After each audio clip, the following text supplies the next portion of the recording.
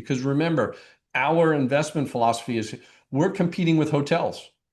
So when you go on vacation, generally most people just get a studio, basically, right? Is a general hotel room or a one bedroom type of suite. So you really just need something that competes with the local hotels. That is your main competition. So right away your price point shrinks because you're not looking for a three, four bedroom, single family separated house. You just need a really nice building in a great location that has highly refurbished units. Welcome to CRE Radio for influential commercial real estate professionals who work with investors, buyers, and sellers of commercial real estate coast to coast. Whether you're an investor, broker, lender, property manager, attorney, or accountant, we're here to learn from the experts. Welcome to Commercial Real Estate Pro Network's CRE Radio. Thanks for joining us. My name is J. Darren Gross.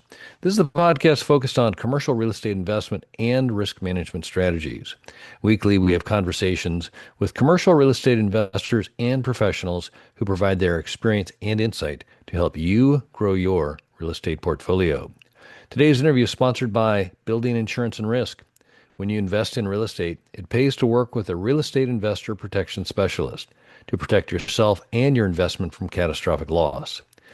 The experts at Building Insurance and Risk focus on real estate investor protection. They provide you with multiple insurance coverage offers and a side-by-side coverage comparison. To learn more, go to buildinginsurancerisk.com. Today, my guest is Daniel Daly. Daniel didn't start in real estate, but after he scaled an automotive startup to $600 million, then built a cross-border European real estate portfolio. Today, he leads a Portugal Golden Visa eligible hospitality fund focused on experiential assets. And in just a minute, we're going to speak with Daniel Daly about short-term rental properties. But first, a quick reminder, if you like our show, CRE Radio, there are a couple things you can do to help us out. You can like, share, and subscribe. And as always, we encourage you to leave a comment. We love to hear from our listeners. Also, if you want to see how handsome our guests are, be sure to check out our YouTube channel. You can find us on YouTube at Commercial Real Estate Pro Network. And while you're there, please subscribe. With that, I want to welcome my guest, Daniel Daly. Welcome to CRE Radio. Thanks for having me, Darren. Great to be here. Well, I'm delighted you're here, and I'm looking forward to our conversation. But before we get started, if you could take just a minute and share with the listeners a little bit about your background. Yeah, sure. I mean, you mentioned earlier, I came from a traditional automotive retail background. Started in sales early on, worked my way up to the vice president of an automotive startup based in Southern California that started with a small dealership, 10, 12 cars in stock with half a dozen employees. And we eventually grew that over 5 years to almost 10 dealerships, 500 employees, and 600 million in annual revenue. And what I've learned throughout my entire career, Darren, is that customer experience is a profit lever, and it's what separates people in any business from their competitors. And I kind of started dipping my toe in the water in real estate, a couple of years back. And I saw that especially short-term rental hospitality real estate was very similar. It was about the customer experience, and took that automotive playbook and overlaid it onto short-term rental properties. And since then, we've launched the Portugal Golden Visa Hospitality and Tourism Fund, which focuses on exactly that, hospitality properties in Europe that focus on creating an experiential lifestyle experience for the guests. Awesome. Well, it's an impressive resume there with the automotive. I mean, growing it from 12 cars to 10 dealerships and 600 million in annual revenue. That's impressive. In a prior life, I worked for Universal Underwriters. We were an underwriting or an insurance company that worked with auto dealerships, and that was kind of a fun time to. Calling on auto dealers was always interesting and exciting business there. But that's great. Let's talk about the short-term rentals, and I guess the first question I would ask would be. is there a particular platform that you use, or do you have your own platform for renting your properties? Well, everything is short-term rentals. So traditional booking.com, Airbnb, VRBO are the traditional top layer umbrella property management lead generators. And then we have a property management company that we've been working with for the last 4 years or so, a great partner that manages the properties, check in, check out, customer communications.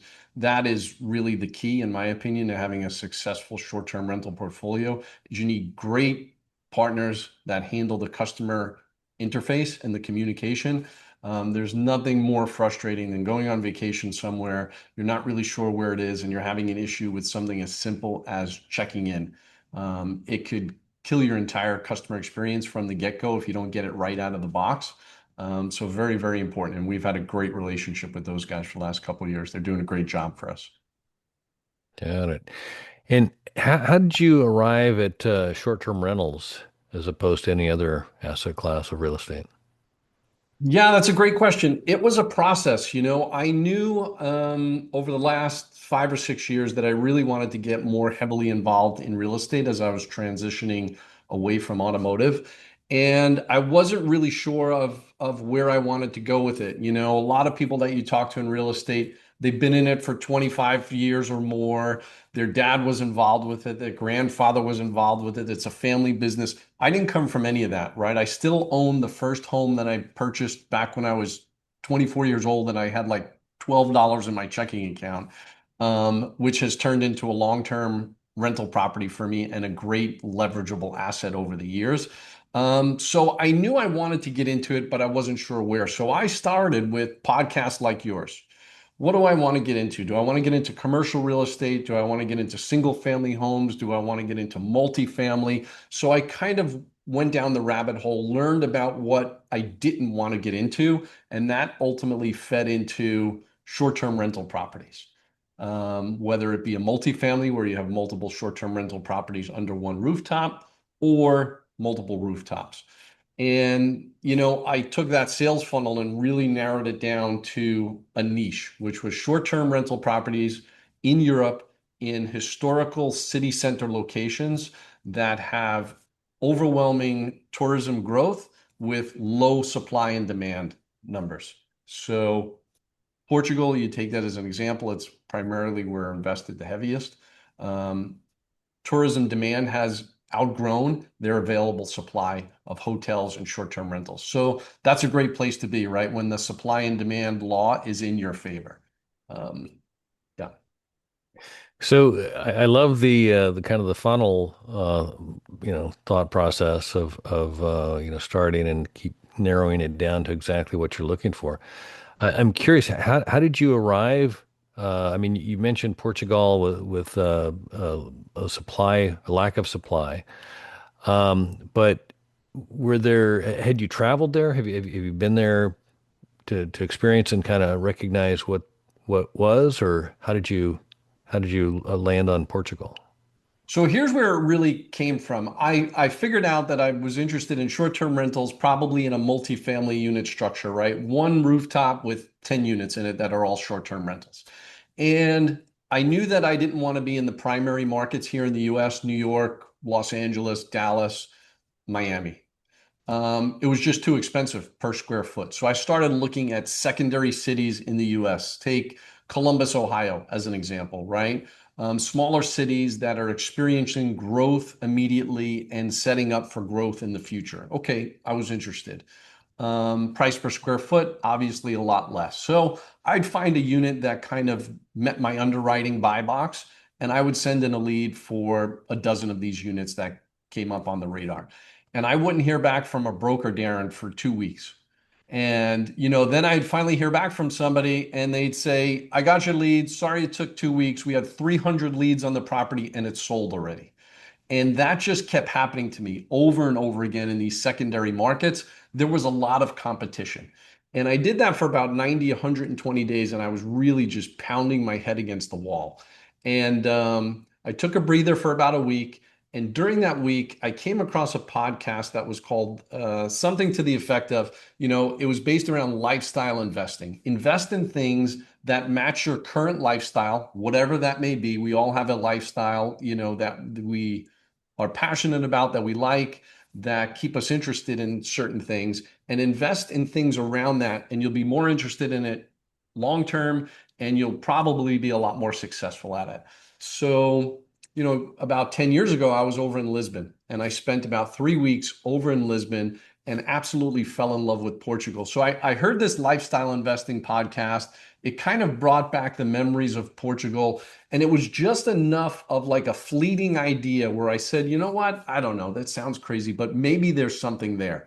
Sure enough, I started the sales funnel process again with Portugal and wound up landing on a very investable, very successful, growth heavy city in Portugal, Porto, which is their secondary city to Lisbon. And we've been invested in there for the last 5 years or so now. And it has just been a tremendous success for us. And I can Wow. send in a lead for a broker right now in Portugal. And literally within 25 to 30 minutes, I have a response. So there's less competition.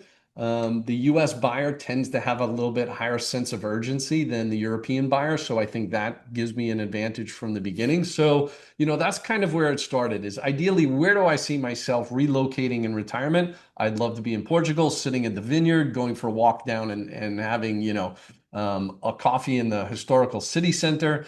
And how do you take that 30,000 foot kind of manifestation slash vision and make it a buildable, investable process and platform that will last? And that's really where it all came out of.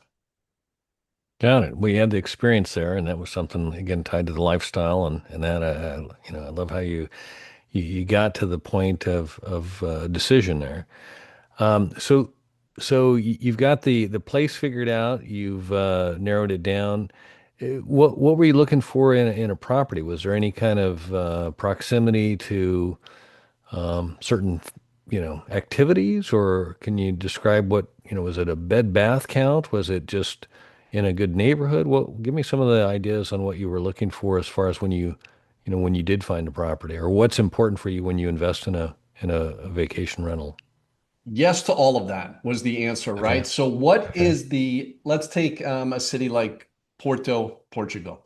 What's the epicenter that tourists are visiting? And you can find that tourism data anywhere online. Where are most people in the US and Europe visiting when they go? Where are they staying? So there's a pin on the map that you drop that most people are staying in. And then you kind of have a ring one, ring two, ring three that goes out further and further from that episode. Ideally, if it's in your budget, you want to be as close to the epicenter as possible in ring one. So that's where our buy process started. Okay, we know we want to be in ring one of this historical city center location because it's the location where when guests come out of their front door, they can grab a coffee and they are already surrounded by the culture and the history that they came to see. They don't have to get on a train because our property is 25 minutes outside of the city to get there because it's, $15 a night cheaper. When people go on vacation, generally they're paying for the ease and convenience of being as close to everything as possible. So I always put myself in the consumer's perspective. I did it for years in automotive. I do it here. If I were going there, where would I want to stay? Just very simple, common sense. Um, and I'd want to stay in the city center. So that's where it starts is location. Okay, what properties are available? When we look at properties, the only properties that we're investing in are ones that have already been refurbished at a very high level, 5 star out of 5 star, one bedroom, sometimes two-bedroom units. Because remember, our investment philosophy is we're competing with hotels. So when you go on vacation, generally most people just get a studio, basically, right? Is a general hotel room or a one-bedroom type of suite. So you really just need something that competes with the local hotels. That is your main competition. So right away your price point shrinks because you're not looking for a 3, 4 bedroom, single family separated house. You just need a really nice building in a great location that has highly refurbished units. So that's kind of our initial buy box. Then what we looked for, go ahead, sorry, No, no, there's no. one other Go ahead. Go ahead. there's one other layer on that, which is we were looking for properties that were already short-term rental approved, so they already had the regulated licensing and they're already cash flowing. And you would say, well, why would anybody ever sell something that's already refurbished, already licensed, already cash flowing? And here's why. Um, Ever since COVID, most of those buildings that are the historical city center buildings have been refurbished by either general contractor fix and flippers or mom and pop operators. And they had this dream to fix and flip it, put it on the market, make a bunch of money, and they priced it too aggressively. It sat there for sale. So they licensed it for short-term rental just to try and recuperate some cash flow. But they are not in the hospitality business. They don't understand the day-to-day management, customer communications, the platform, the taxes involved. So we find those properties that already fit all of those things and we acquire them. Yeah, no, I love the kind of the check in the box because a lot of things you've mentioned, I've heard, the downside of whether it be somebody went into a market, didn't fully understand it, or they put a lot of money into it and the market changed, or the market got flooded with rentals, or the jurisdiction, all of a sudden new rules came down to say, hey, you can't do this anymore, and Yeah. you bought it at a price that was based on the short-term rental, only to find out now you've got a long-term rental and the numbers are different. And so that's really cool. And so are you primarily finding the properties where people were expecting to flip the property and the market dried up on them to where they weren't able to get the prices? That sounds like one of the key points where it's already, because if it's already been rehabbed, I mean that's a huge lift, or I mean a benefit to you not to have to mess with that. But is that kind of what you're seeing is just that they had intended to sell it and it's not selling? Two things, right? They either intended to sell it and it's not selling because they've asked all the money in the world at an outdated price. And for whatever reason, they refuse to reprice it, right? But you can go in and give them an offer at 30% less than their asking price and they'll take it, but they won't reprice it online. It's an interesting kind of, philosophy is we're going to price it once, we're going to ask all the money in the world and wait as long as it takes for somebody to come in and pay for our price.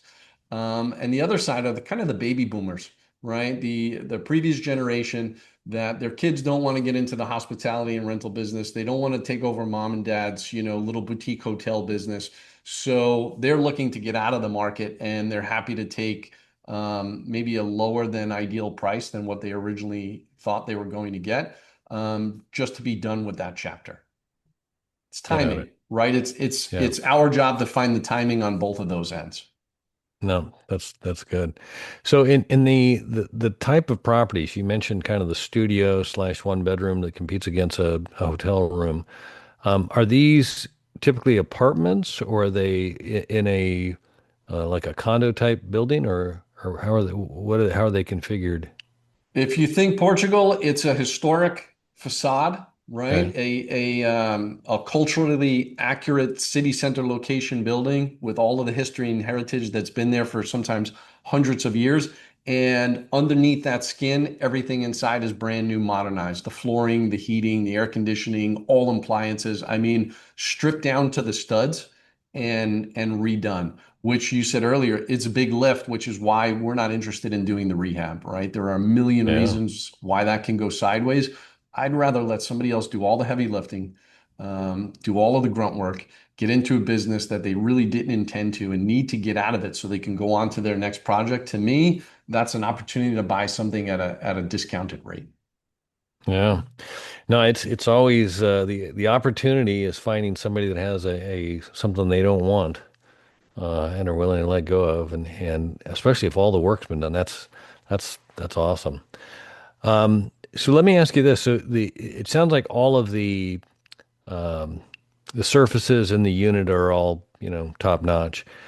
How do you go about furnishing? Is there any requirements, or is there any kind of a baseline, or what is it you try and establish, or is it you have a well-placed, comfortable place to stay, and it's the surroundings outside of the unit that provide all of the, I guess, entertainment or whatever? Yeah, the creature comforts. Yeah. Um, Everything that we buy is already furnished. So all fully furnished, which in Europe is it's kind of their model, right? It's not like here in the US where if you sell something, you're going to take all your stuff and put it in a new house. There, it's kind of unique. It's a little bit different. They tend to just leave it and the price includes everything because we're buying something and the price that we're buying at includes everything already.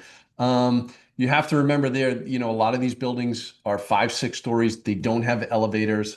Sometimes it's challenging to get a king size bed. So a lot of things that we think are kind of everyday do not happen over there. So that is a huge plus for us.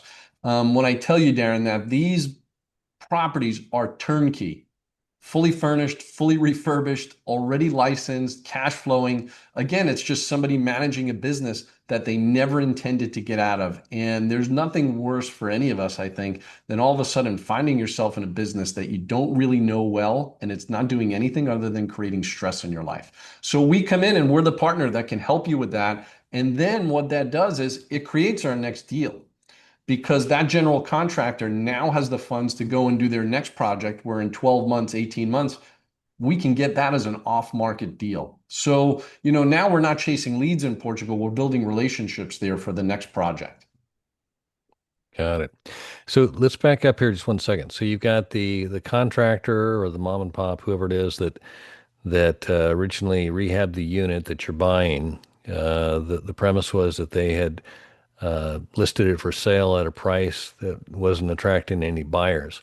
Are you able to get a realistic market price for that based on a long-term rental, or are you paying based on what you think you can get for short-term rental rates? It's a combination of both. So that's a great Yeah. question. So, the spreadsheet will overlap both. What's our average daily rate? What do we think it is today? What do we think it is next year? What did it increase over the last 2 years? So we kind of have some historical data. And then what's the property value over the last 2 years versus the next 2 years? And here is, this was a real eye opener for me. If we just look at the US average property increase in 2025, it was a little bit less than 2% on average, 1.8%. Portugal was 17.8%. Wow. So eye-opening, right? So all of a sudden, your underwriting box changes a little bit when even if you say, okay, in 2026, conservatively, we think it's going to be 10%. Even if it drops in half, it's 8.5%, right? So really, really strong numbers. So you look at your average daily rate, you look at the asset itself and what you think it's going to increase over the next 3 to 5 years. They both factor into it. Got it. And are the customers that rent the space, are they primarily U.S. travelers, or is it, do you find everybody from everywhere, or? Everybody from everywhere. So Okay. primarily our number one customers are European customers. Again, you have to remember travel there is also different. For $29, you can hop on the Euro train and travel on a 3-day pass across all of Europe, or for $79, you can hop on a flight. From the US, it's a lot more time consuming and costly. But the costs have come down, and we're seeing that the US traveler 2025 was the number one increase for travelers going to Europe. So there's this big influx, especially after 2021, of Americans saying, you know what, I really want something different. I want to go check out Europe. I always had this dream, and they're going there more often and spending more time there. Yeah. No, it's interesting in preparing for this conversation with you that I was kind of reflecting on conversations I've had with others that are doing short-term rentals. And like in the U.S., I find a lot of the models where people have found success are like large properties that have, all sorts of amenities and stuff that, are nearby an attraction or something like that, but they can bring in, multiple um, family members or, have some sort of a big group kind of thing. And so I was thinking along those terms, and I'm like, this is amazing, or not amazing, but it's a totally different end of the spectrum as far as, I mean, the size in that, and I'm assuming, or I don't want to assume, uh, I would think it'd be easier to manage because you're not looking for that unique. traveler that wants a big space that they can put a lot of people in, anybody can be a prospect that's traveling to your destination. And I would think You're that that, absolutely correct. It is a massive advantage that we have that our number one draw is the location to other things outside of the location. Whereas here in the US, to your point, you may want to take the family and friends on a trip to San Diego and everybody's going to meet and we're going to stay at the same Airbnb and and it's got a big pool and it's got 5 bedrooms. yep. Completely different for Europe. Europe, you want to spend the least amount of time as often as possible in the hotel room or your short-term rental. You want to be out experiencing the city. Whereas here in the US, it's the opposite. So it makes it a much more higher ROI on your investment in Europe when you realize that you can buy a short-term rental property for just say $300,000 for a 1 bedroom that is going to be fully booked 98% of the time because you picked the right location and the right property and you're taking care of the customer. Yeah. No, I love that because again, all the tricks and I don't say tricks, but the kind of the secret sauce for a lot of these larger ones is about, having all the toys and all the pool and all that kind of stuff that's right there. And I love the fact that you're basically providing, a hotel room, basically the, place to crash. And, it's all about the experience of the local community, which is I think that to me has always been kind of the secret to travel is kind of plugging into the locals and getting a feel for the flavors, the smell, the taste, what it is to be a resident of wherever it is you're going to, and really having that local experience. So that's kind of Exactly. And that's yeah, what we focus on, right? My saying is be a traveler, don't be a tourist, yeah, and travelers like to embed themselves in the local history and the culture. And if it's, our short-term rental unit in a particular city is pairing with the local bakery or the local pastry shop or the local olive oil supplier and setting up those for our guests in advance to their stay where they can get in there and they could say, wow, look at this. We've got a tasting run that we can do on Tuesday afternoon and check out the local bakery, the local pastry shop, go home with some olive oil samples from our trip, right? It creates this emotional experience for the client and the guest that keeps them what? Talking about it and wanting to go back again. And that's where the customer service playbook really makes a difference. You could take let's just take a Ritz-Carlton property, right? Because there have been years the ideal property location and provider of great customer experience. And you have the same location, the same building, the same property, and it's a Ritz-Carlton property. And then all of a sudden you switch it and you put a Red Roof Inn sign on the same location, the same property. You're not getting the same experience anymore, right? So it is all about the customer experience. Yes, it's important that it's refurbished. Yes, it's important that the location is great. Yes, it's important that it's not just a place to crash. Like you would sit there and you go, "Oh my God, I can't believe this place is, only $150 a night. This is amazing." Um, it's how you take care of the customer. That's what separates you in any business from your competition. I really learned that in automotive. Everybody sells the same Toyota Corolla. Why do I want to buy it from this dealer? I like them. And you know what? I like the sales guy and I like the manager and they take good care of me and their service has always been great. It's the same car. It's the same hotel room. What's the difference? How you take care of the customer. It's all about the relationship. And once you realize that and you can execute it consistently at a high level, you can charge more for your product. You no longer have to compete on price and say, well, we're the cheapest in town. So don't you want to buy it here? We're going to save you some money. You're the cheapest in town for a reason. Even selling cars, I was never the cheapest in town. I built my brand on telling people I will be the most expensive person you will speak to. But here's why. And here's what you're going to get for that. It's the relationship. And experiential short-term rental, especially in Europe, is absolutely no different. yeah. So tell me, I understand the model for like selecting the unit and kind of the location of the unit and uh, those kinds of things. How many units do you currently have? So we're currently up to about 6 units, 6 rooftops, Okay. give or take. 8 to 10 per rooftop. And what we've done is take what we've worked on building over the last 4 years, and we're now scaling that up into a fund, which will invest in hospitality and tourism businesses, acquiring these businesses, implementing better management, better customer service to manage these assets for us as we acquire them. So the fund is what Portugal has developed called the Golden Visa Fund. And what the Portugal Golden Visa Fund is, for any of your listeners may not be aware, but the Portuguese government allows you to invest 500,000 euro, which is about $500,000, give or take, into an approved and regulated fund. And you leave your money there for 5 years. It's regulated and required to get the Golden Visa Fund. And after 5 years, you get permanent residency for yourself, your dependents, your elderly dependents. Gives you access to all of Portugal. So travel throughout all of Europe without having to fill out a visa every time you want to go somewhere different.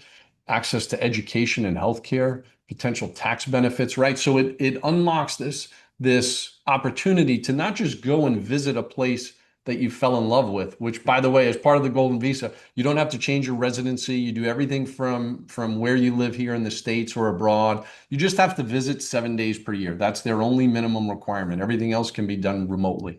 So you go there, you visit, and you say, you know what, in 10 years, I would love to retire here. Well, here's the pathway to that, is the Golden Visa Fund.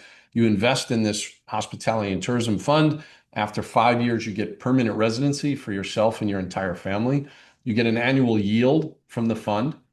When the fund exits, you get profit from that, right? So it's like 3 or 4 investments all wrapped into one, where you walk away with a tangible asset in permanent residency to a place you fell in love with. And now you can come and go as you please whenever you want. So residency, I mean, it's not citizenship, but you are. What's the difference there between residency and citizenship in that? Is The there a, biggest difference, that's a great point. The biggest difference is you don't get to vote.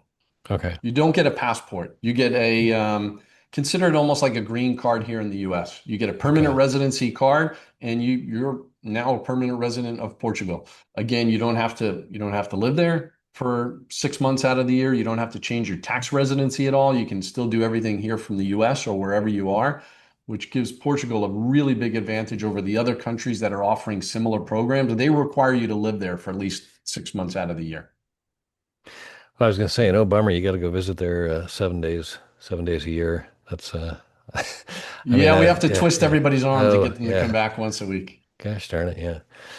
Well, that's really cool. I had never heard that as an angle on investment, but that's really cool.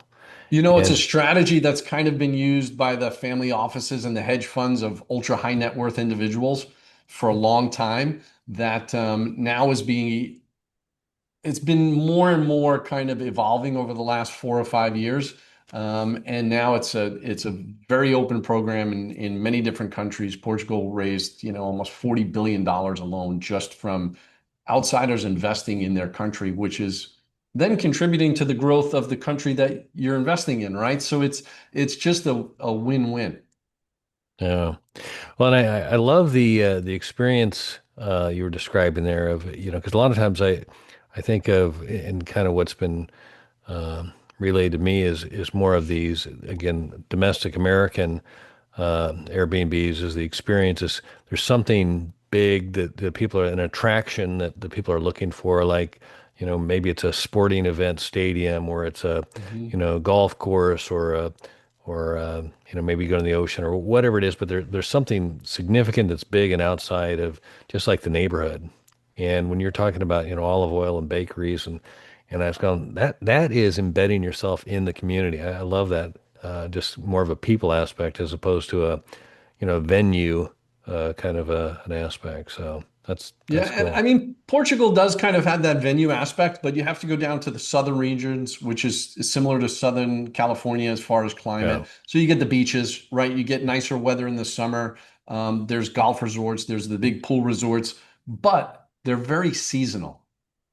So Right. for me as an investor, I'm not interested in really investing in anything that's highly seasonal.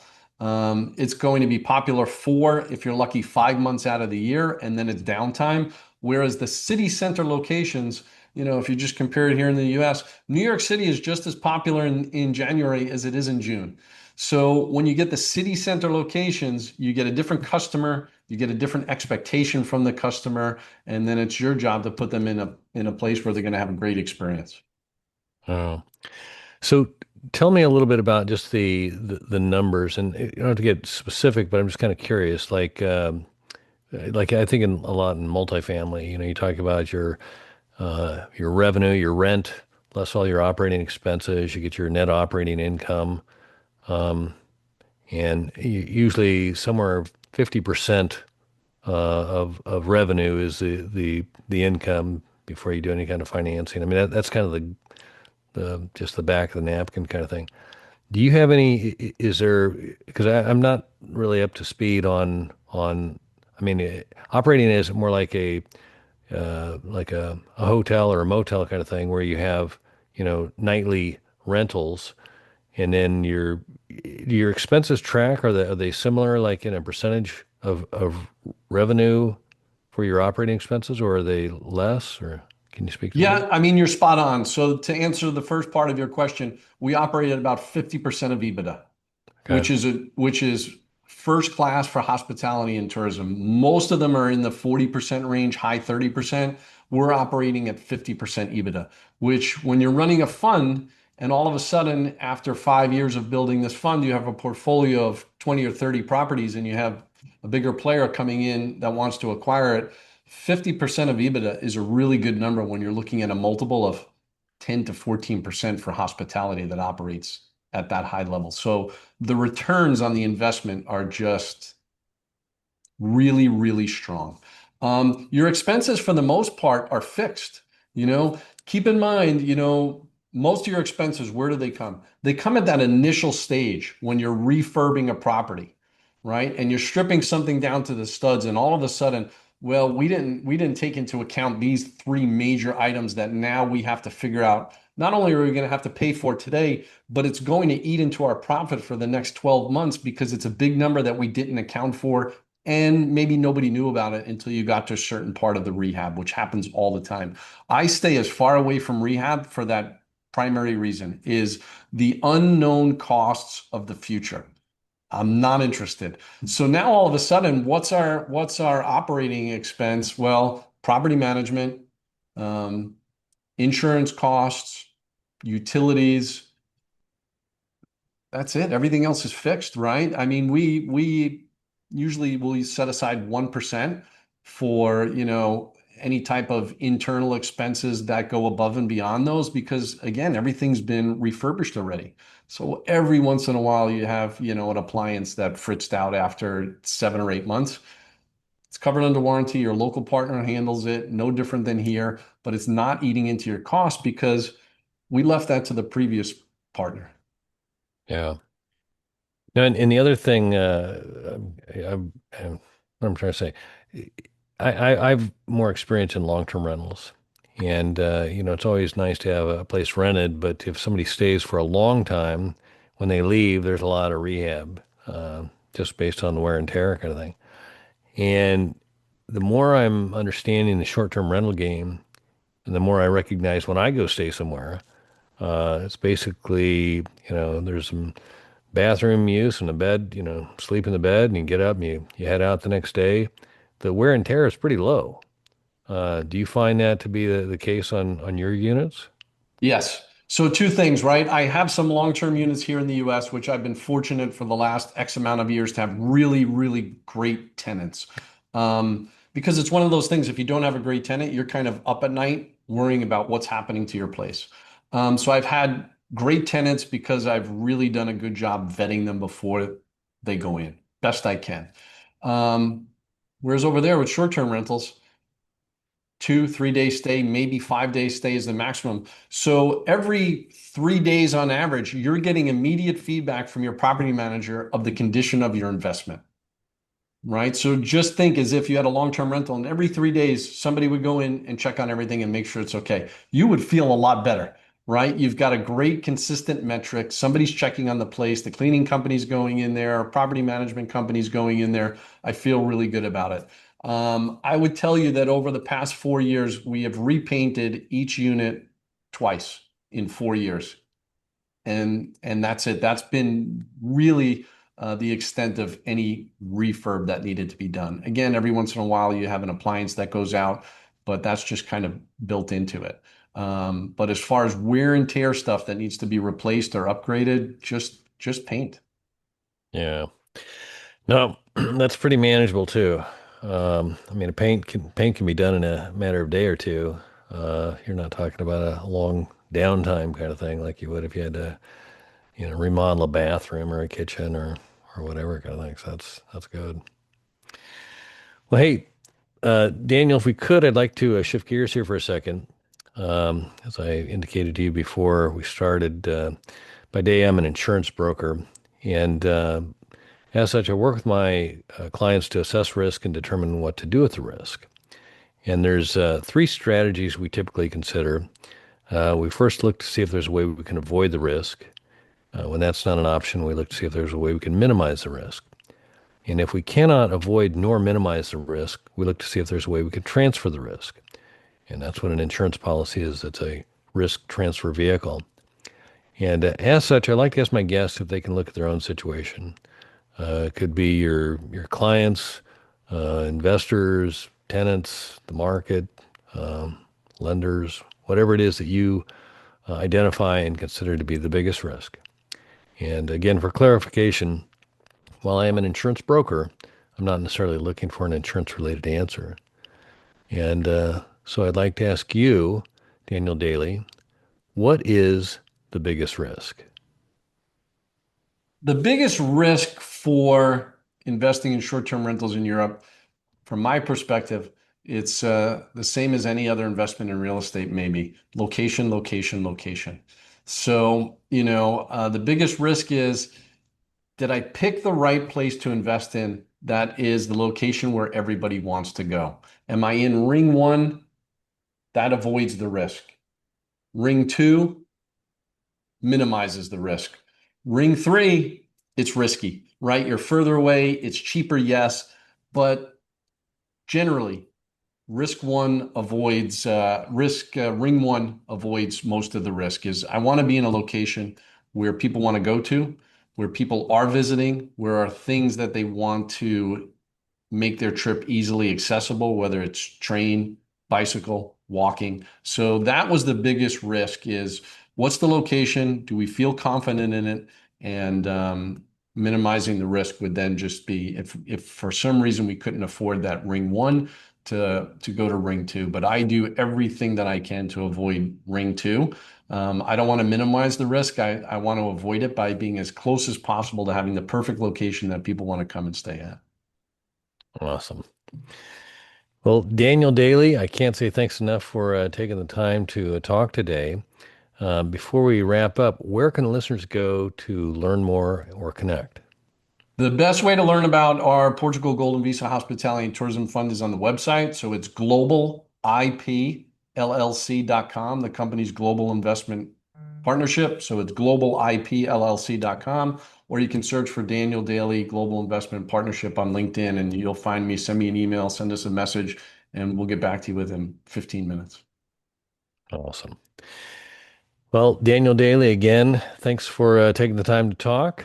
I've learned a lot, and look forward to doing it again soon. This has been great, Darren. Thanks for having me. I appreciate it. All right.